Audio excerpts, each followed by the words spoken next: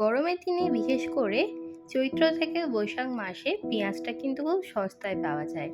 তাই আজকে তোমাদের সঙ্গে শেয়ার করব দুটো দামি জিনিস দিয়ে কিভাবে দ্রব্যমূল্য বাজারে আজকে খেতে ইচ্ছা হলো, তাই জন্য বানিয়ে ফেললাম পেঁয়াজ পোস্ত। তো তার জন্য দেখো এখানে বেশ খানিকটা পেঁয়াজ সরু সরু করে কেটে নিয়েছি, ভালো করে জল দিয়ে ধুয়ে জলটাকে ঝরিয়ে রেখে দিয়েছি এবং তার মধ্যে দিয়েছি বেশ খানিকটা তেল। তেল দিয়ে খুব আস্তে ধীরে সামান্য নুন দিয়ে খুব ভালোভাবে ভেজে নেব।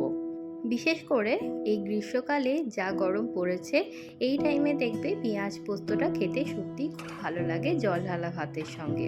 তো অবশ্যই বাঙালি প্রত্যেকটা বাড়িতেই এই ধরনের রেসিপি কিন্তু এই গরমে হয়ে থাকে। তাই আজকে আমাদের বাড়িতে আমি আজকে তৈরি করলাম পেঁয়াজ পোস্ত, তাই জন্য তোমাদের সঙ্গে শেয়ার করছি।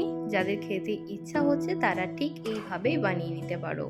আর এই ক্ষেত্রে পেঁয়াজটাকে কিন্তু বেশি লাল করে ভাজবে না, একটুখানি ভেজে তারপরে এখানে পোস্ত আর 4টে কাঁচা লঙ্কা দিয়ে ভালোভাবে পেস্ট বানিয়ে নিয়েছি। সেই পেস্টটাকে পেঁয়াজে ভাজাটার মধ্যে দিয়ে বেশ খানিকক্ষণ নাড়াচাড়া করে নিলে রেডি হয়ে যাবে আমাদের পেঁয়াজ পোস্ত। জল ঢালা ভাতের সঙ্গে উপরে কাঁচা তেল ছড়িয়ে অবশ্যই একবার ট্রাই করো এই পেঁয়াজের পোস্তর রেসিপিটা। অবশ্যই কেমন লাগলো কমেন্ট করে জানিও। আজকের জন্য এটুকুনি, অন্য কোনো ভিডিও নিয়ে হাজির।